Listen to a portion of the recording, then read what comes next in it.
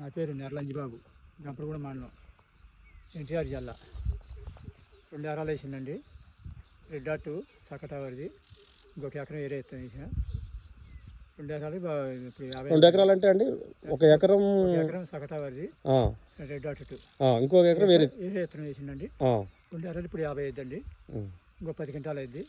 రైతులు మొత్తం వేసుకోవచ్చండి. మీకు ఇప్పుడు ఎంత వస్తుంది సార్ వీల్డింగ్? మాకు ఇప్పుడు 50 అవుతుందండి. ఫస్ట్ కటింగ్ 50 వస్తుంది, అది మొత్తం కలిపి. ఇంకా అది చేలో ఎంత ఉంటుందండి? 10 క్వింటాలు ఉంటుందండి. 10 క్వింటాలు. 2 రకాలు వేశారు అంటే ఇప్పుడు ఈ వేరే రకానికి దీనికి తేడా ఏంటండి?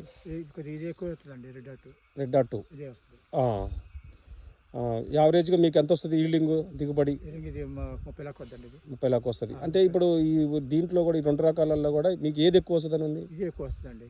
ఏది? రెడ్ డాట్ కన్ను కాయ బాగుంది, కన్ను చేరిపోతుంది బాగుంది, కలర్ బాగుంది. మీకు ఎట్లా అనిపించిందండి ఇప్పుడు దానికి దీనికి కాయలు వ్యత్యాసం ఎట్లా అనిపించిందండి? కాయ బాగుంది, కాయ రంగు బాగుందండి. ఇప్పుడు రెండిట్లో మీకు అర్థమైపోయిందా విత్తనం ఏది బాగుంది అనేది? ఇదే బాగుందండి. ఓకేనండి.